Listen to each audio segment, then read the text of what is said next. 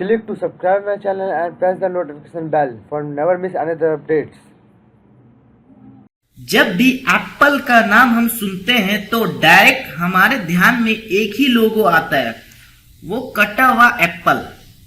Company का लोगो आधा Apple की तरह है।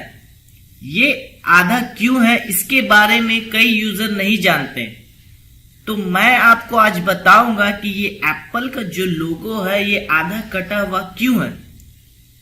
एलन मैथसन ट्यूरिंग नाम के एक इंग्लिश कंप्यूटर साइंटिस्ट थे जिन्होंने जर्मन के कोड तोड़ने की मशीन बनाई थी।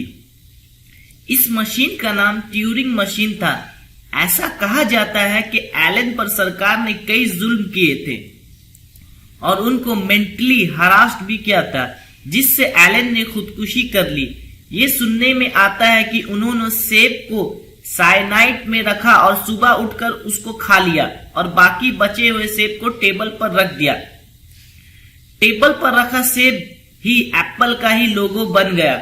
एलन की कहानी पर फिल्म भी बनी है जिसका नाम द इमिटेशन गेम था। कई सालों बाद जब दो बिजनेसमैन अपनी नई कंप्यूटर कंपनी को ब्रांड बनाने के उद्देश्य से लोगो की खोज में लगे थे, तब उन्हें कंप्यूटर फील्ड से जुड़े एलन ट्यूरिंग का नाम ध्यान आया और एक सेब की इमेज को उनके लिए श्रद्धांजलि समझ अपनी कंपनी का ट्रेडमार्क बना दिया। कई सालों तक ये कहानी एप्पल के लोगों की कहानी रही, लेकिन कंपनी के एक्सपर्ट का कहना है कि ट्यूरिंग की कहानी के एप्पल के लोगों का कोई कनेक्शन नहीं। सेब के इस आइकॉन को एडम और ईव, स्नो वाइट और न्यूटन की कहानियों और थ्योरी के सेब से जोड़ा गया, जो पूरी तरह इमेजिनरी थी। स्टीव जॉब्स से डिस्कशन पर पता लगा कि कंपनी ने समान रूप से एप्पल को आइकॉन के रूप में चुना। तो दोस्तों, ये थी एप्पल की लोगो की कहानी।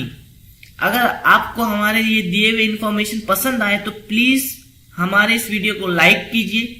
हमारे